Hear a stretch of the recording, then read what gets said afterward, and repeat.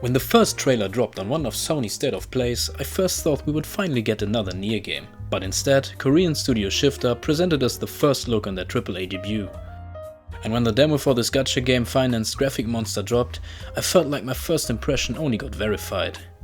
Because even though the demo had some clunky moments, all in all, I had the feeling I would be playing the unpolished love child of Sekiro and one of my favorite games of all time, Nier Automata.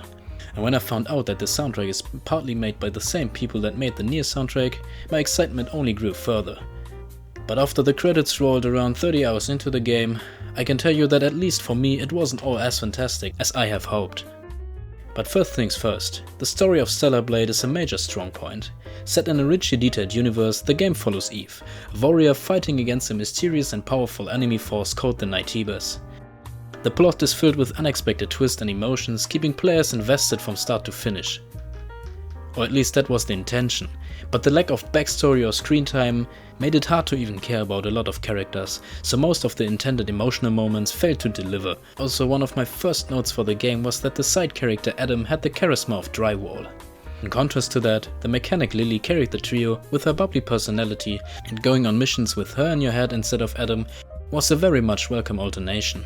And what really impressed me in this game is the quality of voice acting, which is sadly held back by some weird dialogue and writing, at least in the English translation, with the lowlight being the most embarrassingly bad evil laugh of one of the final bosses near the end. Besides that, visually Stellar Blade is nothing short of spectacular. The game features meticulously crafted environments, ranging from lush forests and extensive deserts to ruins of war-torn cities. The attention to detail is also evident in the beautiful character models and enemy designs, making each encounter a visual feast that also doesn't hold back on violence, especially in the cutscenes. The use of lighting and color palettes is masterful, enhancing the mood of each scene and creating an immersive atmosphere. That is completed by an amazing soundtrack that shows the obvious influence of the minds behind the Nier games, but also has its own style, especially in some boss fights. And the sound effects for some moves are so crisp and clean, with my favorite being where Eve charges up her attack and unleashes a huge amount of slashes, filling up the entire screen. All in all, the art design is one of the game's most impressive elements, with my only critique being the lack of enemy variety, especially with the optional boss fights that are mostly just recycled story bosses.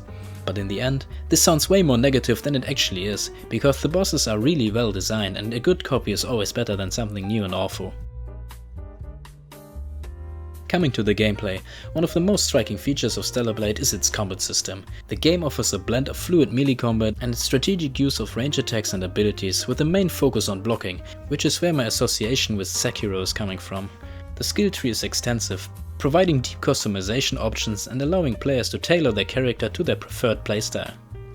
However, while the combat is visually impressive, what I had noted almost until the end is that it still feels kinda clunky. But that doesn't feel like the right wording for it. The better way to describe it would be unresponsive. What I mean by that is that while the blocking feels awesome, the dodging never really felt good until the end. And that is because you have to time some moves perfectly.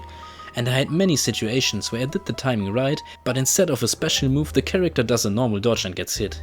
Also, in some riddles you have to do some parkour in this game. And in those moments, I found it really hard to guess the right distance to jump. But again, overall, the gameplay feels great, and there's no better feeling than getting a combo of several blocks and counters and special moves right.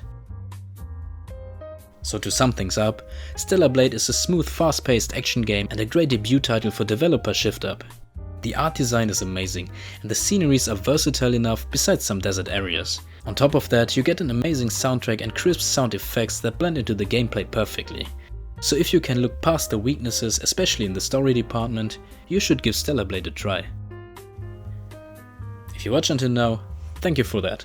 Maybe consider liking and subscribing if you don't want to miss any future videos. And I hope to see you next time.